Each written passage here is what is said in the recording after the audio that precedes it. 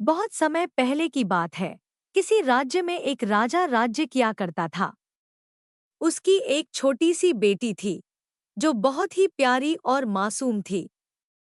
वह हर रात अपने कमरे की खिड़की खोलकर आसमान में निकले चांद तो ताकती रहती थी। एक दिन उसने राजा यानी अपने पिता से कहा कि पिताजी, मुझे चांद चाहिए। मुझे चांद लाकर दो। मुझे उसके साथ खेलना है। राजकुमारी की यह बात सुनकर राजा हैरान हो गए और उसे समझाने की कोशिश करी कि यह मुमकिन नहीं है। लेकिन राजकुमारी ने तो चांद पाने की जिद पकड़ ली थी।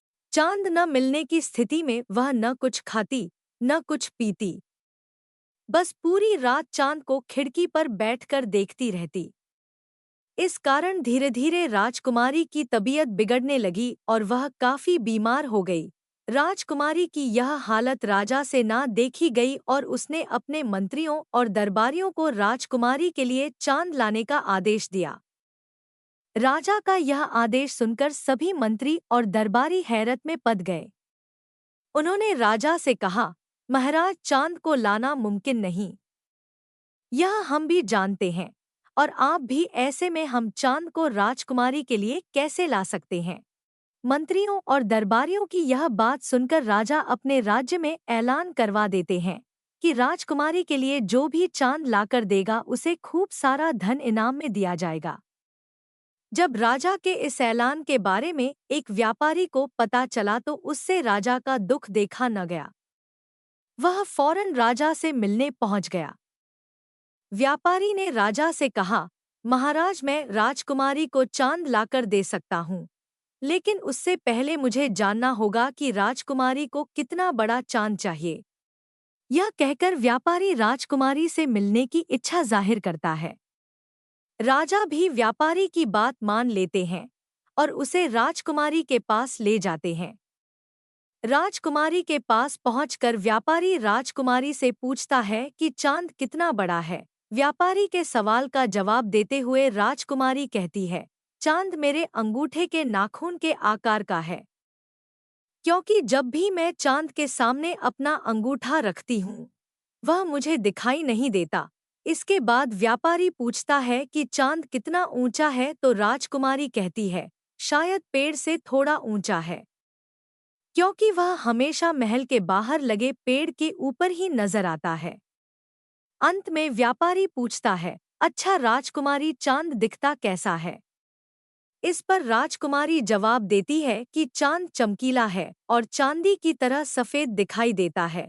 राजकुमारी यह सभी बातें सुनकर व्यापारी हंसते हुए खड़ा हो जाता है और राजकुमारी से कहता है कि कल ही मैं पेड़ पर चढ़कर उस चांद को तोड़ लाऊंगा।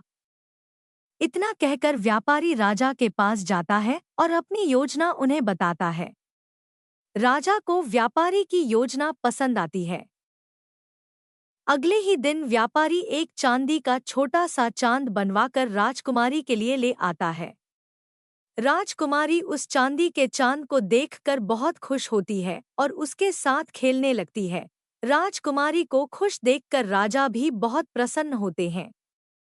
मगर अब उसे इस बात की चिंता होती है कि रात को जब राजकुमारी आसमान में चांद को देखेगी तो उसे समझ में आ जाएगा कि यह वह चांद नहीं है।